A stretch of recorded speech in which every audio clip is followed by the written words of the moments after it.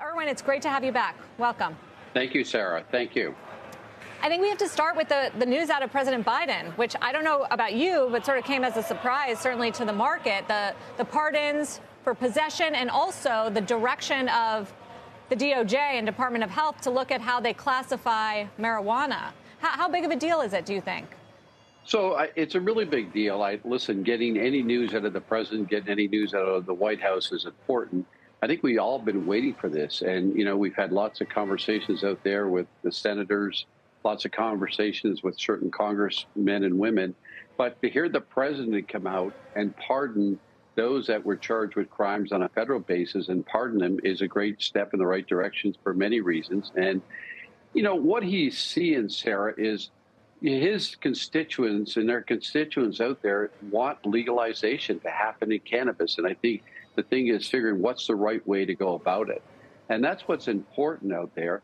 And, that was something that was on the Democrat platform 2 years ago. And I think with the election coming up, he knew he had to get something out there with the direction of which way they were going to go. So it's a real important. I think there's still a lot of wood to chop before we get to full legalization. But it's important to know it's on the agenda of the president where it has not been before.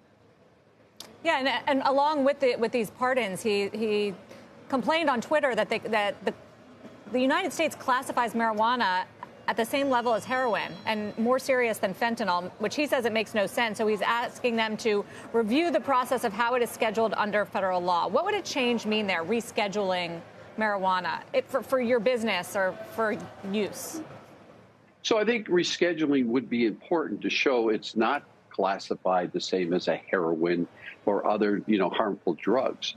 I think, again, to step back and say, is this here? Over 60% of Americans want cannabis legalized. Over 90% want it legalized from a medical standpoint. There's a tremendous amount of research out there that says the effects of medical cannabis in regards to sleep, pain, anxiety, etc.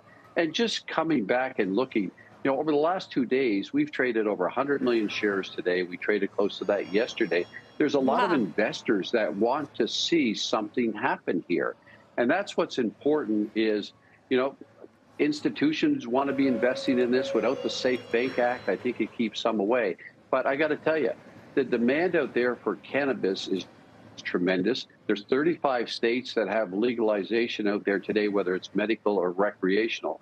So I think it's real important that the government comes out and takes some stand to get the confusion that's out of there.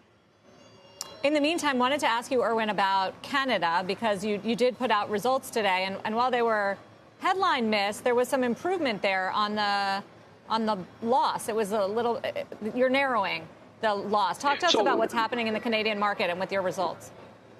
So, I think we put out there pretty good results today, from the standpoint, $153 million, but 165 and 166 in constant currency. Our margin was up. In regards to our share was up 8.5%. Sarah, we're sitting with over $500 million of cash that has a strong balance sheet. And the Canadian market is the only country in the world where adult cannabis is legalized. We got the largest share today. We got the largest grow. We got 12 brands out there. We got, our pre-rolls, we got our flowers, we got our drinks, we got our edibles. So with that, we're well positioned, once cannabis legalizes in the U.S. to come in here and make a major play because of our balance sheet and our know-how. In regards to Europe, we have a major, grow facility in Germany and Portugal. We sell cannabis today in 20 different countries from a medical standpoint, and again, continuously do a lot of research. So Tilray is well positioned in the cannabis world. And the name of our company is Tilray Brands. We have a great spirits business and a great beer business and a great wellness food business with adjacency to the cannabis business in the meantime, as we wait for cannabis to legalize, in the U.S.